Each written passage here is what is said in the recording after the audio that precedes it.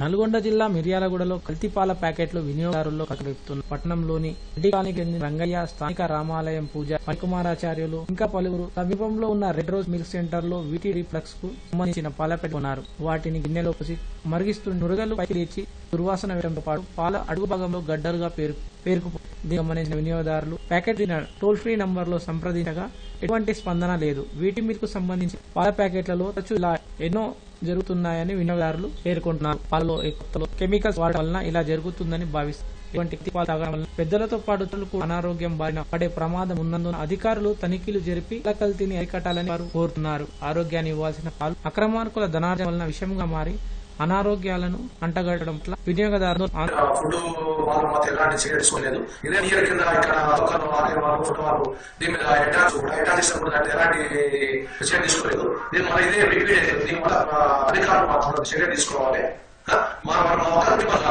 దేశంలో మన బీటీపీ మాత్రం మొత్తం విషయం అవుతుంది. ఇచ్చిన వాళ్ళ ప్రజలు మొత్తం వాళ్ళ ఆరోగ్యం అనేది ఖరాబ్ అవుతుంది. దీని మీద చర్య తీసుకోవాలి.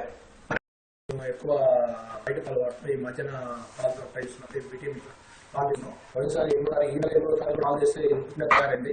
మధ్యాహ్నం బండి బయట తీసుకుంటున్నాం. ఈ రాత్రి చుట్టాలు వచ్చి ఆ చుట్టాలు వస్తే మా బాబుతోటి బయట తెప్పించినప్పుడు తెప్పించి రాత్రి చేయకుండా ఉదయం కూడా నైట్ కూడా ఫ్రీలో పెట్టాం. తెల్లారి విషయం వరకు వేడి చేసే వరకు ఈ పాలు నల్ల కాపు వాసన రావటం, చేసుకున్నా కానీ స్పీడ్ చేసుకున్నా కానీ ఎన్నో స్మెల్ రావటం.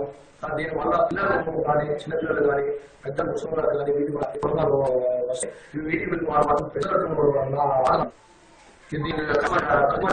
చేసి కూడా మాకు మా నెంబర్ ఇస్తా చెప్పారు. మా ఇద్దరు నెంబర్ వచ్చింది అందులో పెట్టి వెళ్తాం.